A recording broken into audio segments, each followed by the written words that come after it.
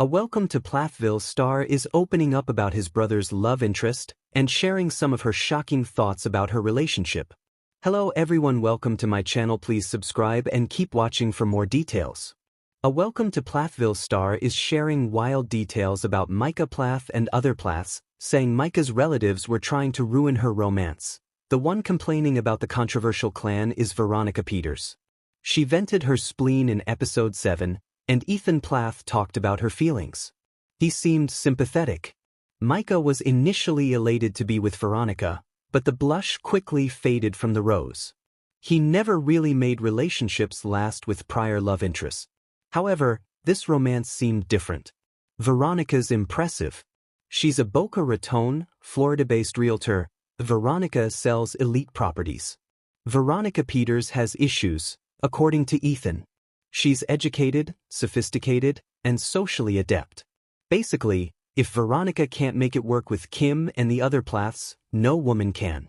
As Olivia did, Veronica chafed against the family's controlling and senselessly disapproving ways. This type of rebellion usually means that a breakup's looming in the distance. What did Ethan say about Veronica's feelings? Veronica is still doing well after the season, as seen in her latest Instagram post, which is shown above.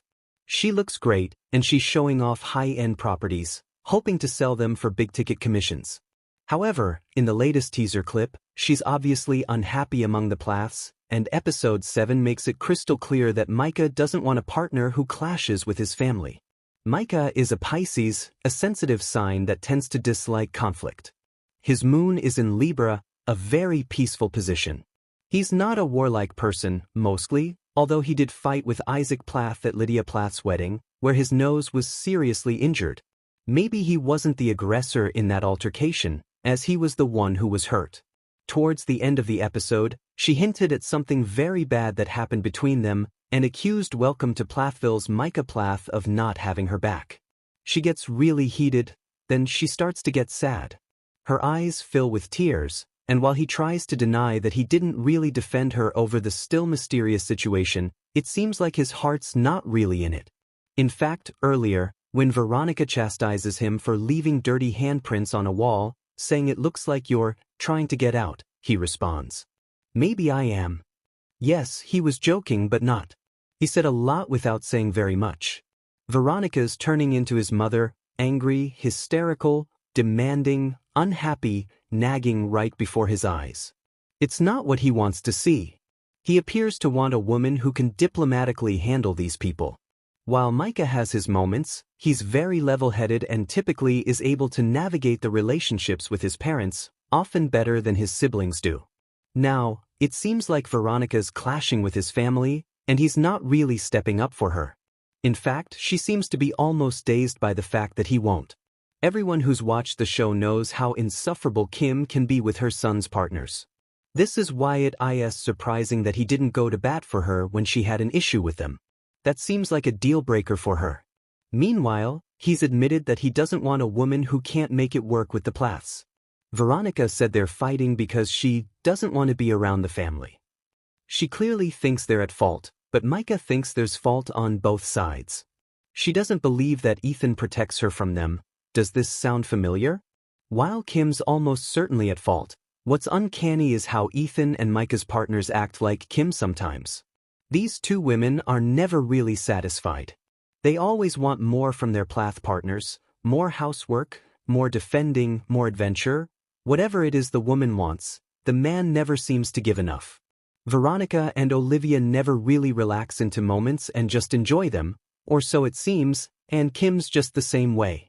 They're always thinking about what they don't have. What's sad is that Kim, with her narcissistic bent, seems to bring out the beast in her son's partners. Without her interference, they might actually be content. Unfortunately, so far, they haven't been able to. The fights probably trigger them, reminding them of all the times they tried to get love from an often cold and self-absorbed mother. So, they gain new psychic injuries when they're really trying to heal. Every Plath son must walk this path, it seems. They find a beautiful, intelligent, and spirited woman who's really got it all. Kim, wanting to maintain control, goes into overdrive. She begins to meddle. She pretends to support her son's partners, But it's just a facade. The thing is, the more these young men depend on other women, the less power she has. So, she starts to cause trouble. This happened with Olivia too, as Ethan's now ex was often painted as a villain. That was probably extremely unfair. Life as a welcome to Plathville, can be rough. It's a jungle out there. Kim prowls like a tiger, ready to pounce on women who find out what she's all about soon enough. The men tiptoe around all these women, trying to create some kind of peace. Eventually, it all devolves into chaos, fights, fear, and blame. Hopefully, Welcome to Plathville's Micah starts to see these patterns. Maybe if he does, he can't find a way to break them. That's what he really needs to do. He must choose different types of women, or stand up for a partner more one or the other. Until then, romance that turns to ashes is, sadly, almost guaranteed.